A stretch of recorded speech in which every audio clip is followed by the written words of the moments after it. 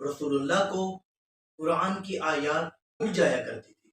اہل سنت کی معتبر کتاب صحیح بخاری شریف جلد 3 صفحہ نمبر 58 حدیث نمبر 30، حضرت عائشہ سے روایت ہے کہ رسول اللہ نے مسجد میں ایک شخص کو قرآن کی تلاوت کرتے ہوئے سنا اور کہا کہ خدایا اس پر رحم کر، اس نے مجھے فلاں فلاں آیات کی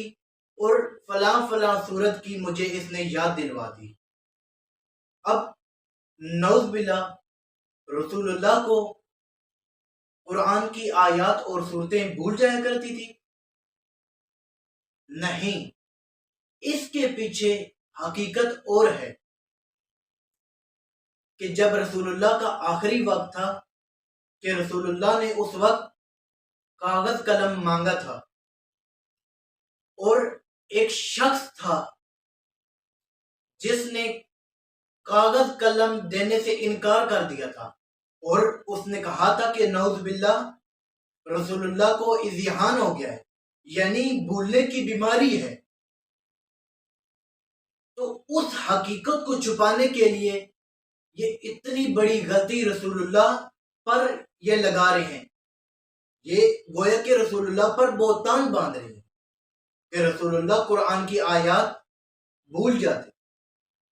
اب توہین رسالت پر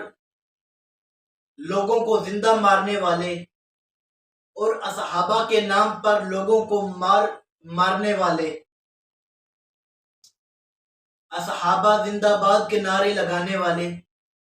اس توہین کے بارے میں کیا کہیں گے یا کیا کہنا پسند کریں گے، اور وہ کس پر FIR درج کروائیں گے؟ کیونکہ قرآن کے بعد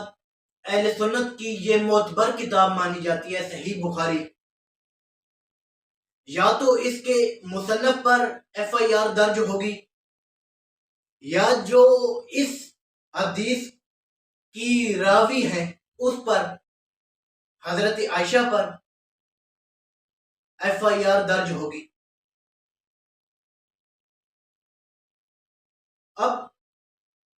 یہ سمجھ نہیں آتی کہ ان کی اپنی کتابوں میں توہین رسالت، توہین اصحابہ سے بھری پڑی ہیں۔ میں ایسی ایسی حدیثیں دکھا سکتا ہوں جس میں انہوں نے رسول اللہ کی اور اصحاب کی کھلے مکھلے انہوں نے توہین کی، ان کے بارے میں یہ کچھ نہیں کہتے۔ جب ہم انہی کی کتابوں سے پڑھ کے لوگوں کو سناتے ہیں تو ہم پر توہین رسالت اور توہین اصحاب کی FIR درج ہو جاتی ہیں، کیس ہو جاتے ہیں۔ اگر FIR درج کروانی ہے توہین رسالت کی یا توہین اصحاب کی تو سب سے پہلے اپنے جو کتابوں کے مصنف ہیں ان پر درج کروائیں، اور اس کے بعد جو ان حدیثوں کے راوی ہیں ان پر درج کروائیں، پھر اس کے بعد آ جاتی ہے ہماری باری، پہلے ان پر درج کروائیں تو پھر ہم حاضر ہیں